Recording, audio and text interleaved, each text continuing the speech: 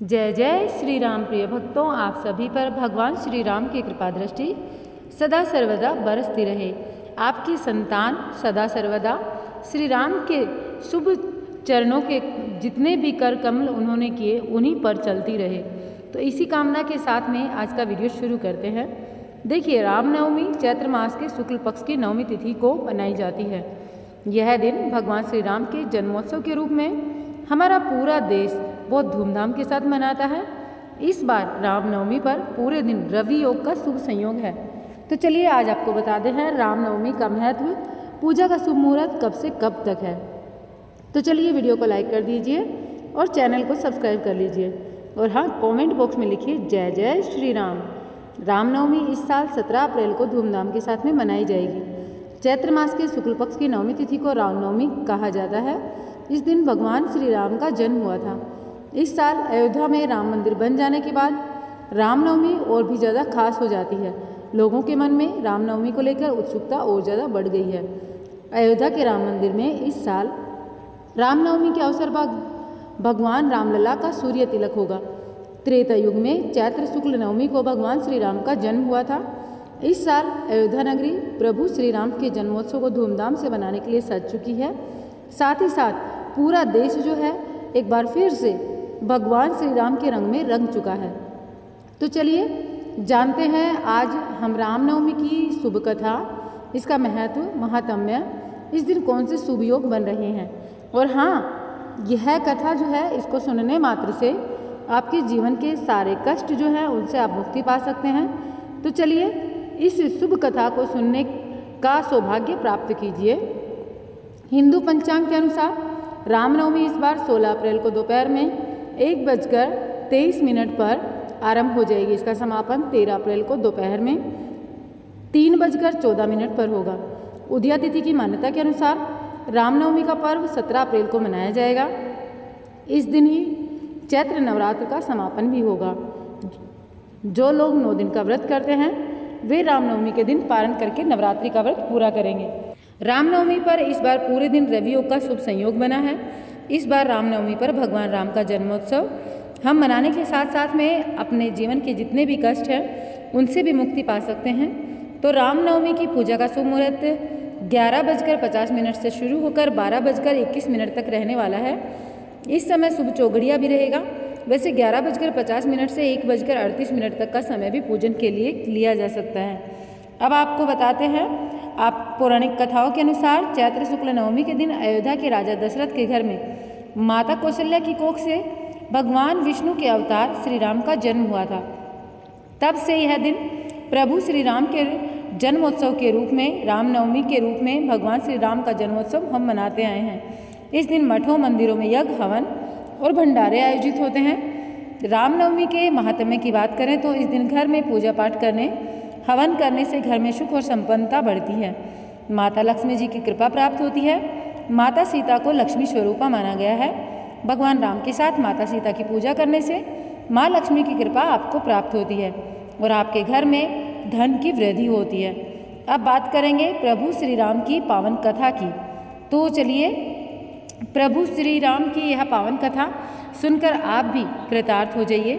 महाराजा दशरथ ने पुत्र प्राप्ति हेतु यज्ञ प्रारंभ किया।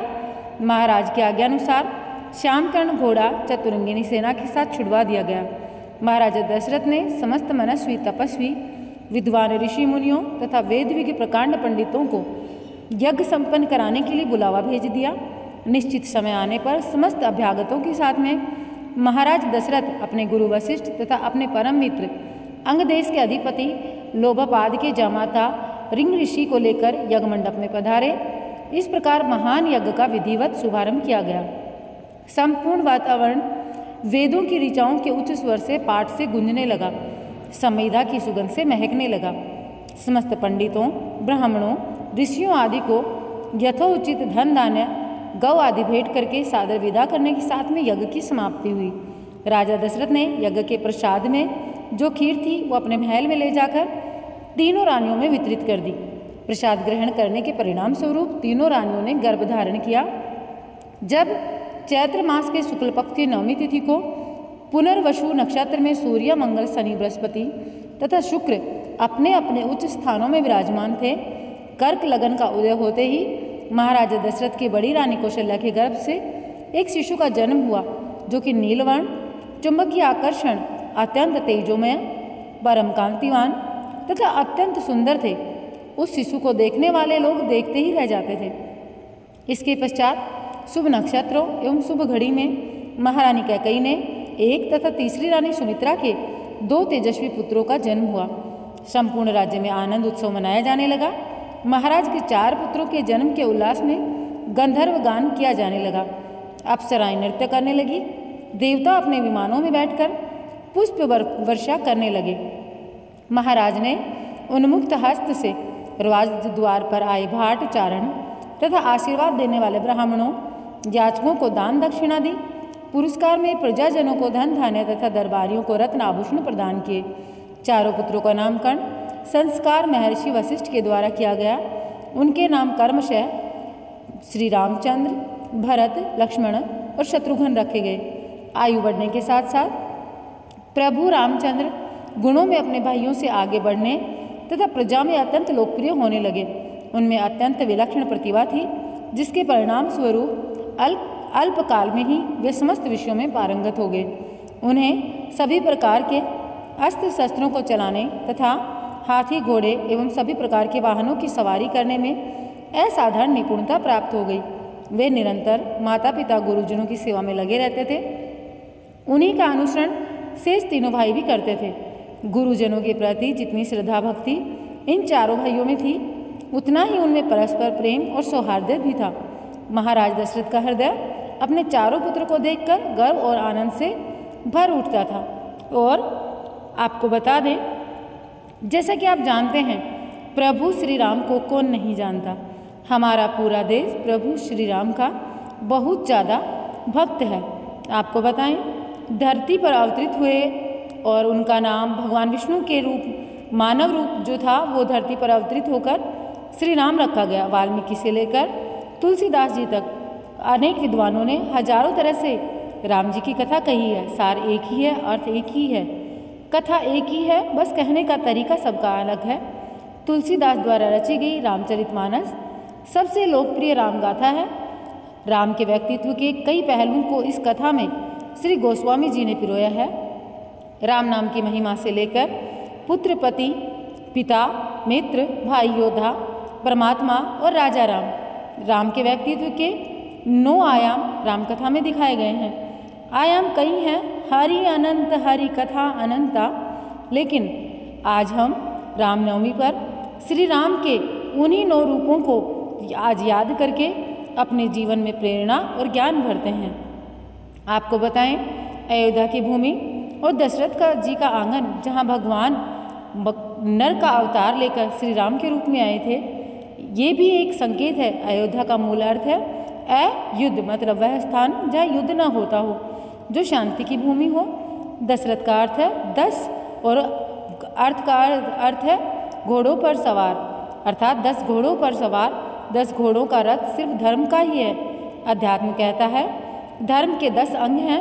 मनु ने धर्म के 10 लक्षण कहे हैं। देखिए, धृति, क्षमा, दमो, अस्तेय, शोचम, इंद्रिय निग्रह, धीर, विद्या, सत्यम, क्रोधो, दशकम धर्म लक्षणम। और ये सारे धर्म के 10 लक्षण हम प्रभु श्री राम में देखते हैं। तो मन का स्वामी धर्म के 10 लक्षणों से युक्त हो तो राम उसके मन में जन्म लेते हैं। राम शब्द जितना छोटा है, इसकी व्याख्या उतनी ही विशाल है। पुराण कहते हैं रमन्ते सर्वत्र इति राम है, अर्थात जो सब जगह व्याप्त है वो राम है। संस्कृत व्याकरण और शब्दकोश कहता है रमन्ते का अर्थ है राम, अर्थात जो सुंदर है, दर्शनीय है, वो श्री राम है। मनोज्ञ शब्द को भी राम से जोड़ा जाता है। मनोज्ञ अर्थ है मन को जानने वाला। हिंदी व्याख्याकार राम का अर्थ बताते हैं जो आनंद देने वाला हो, संतुष्टि देने वाला हो। चहूँ जुगति निकाल तिहूँ लोका, भय नाम जपि जीव बिसोका, वेद पुराण संत मत एहू, सकल सुकृति राम सनेहू। बालकांड का दोहा 26 चौपाई पहली। तो चारों युगों में, तीनों कालों में, तीनों लोकों में राम को जप कर जीव शोक रहित हुए हैं। वेद पुराण और संतों का यही मत है। समस्त पुण्यों का फल श्री राम ही हैं। तो प्रभु श्री राम आपके जीवन में सदैव खुशियों का वास रखे। श्री राम के नाम के साथ में ही हम सनातनियों का जन्म होता है और श्री राम के नाम के साथ में ही हम यहाँ से इस धरती लोक से मोक्ष में पहुँच जाते हैं। तो भगवान श्री राम की कृपा दृष्टि सदैव हम पर बरसती रहे और प्रभु श्री राम के चरणों के हम हमेशा दास रहें। इसी कामना के साथ में मैं इस वीडियो का एंड करना चाहूँगी। मिलूँगी एक नए वीडियो के साथ। जय जय श्री राम।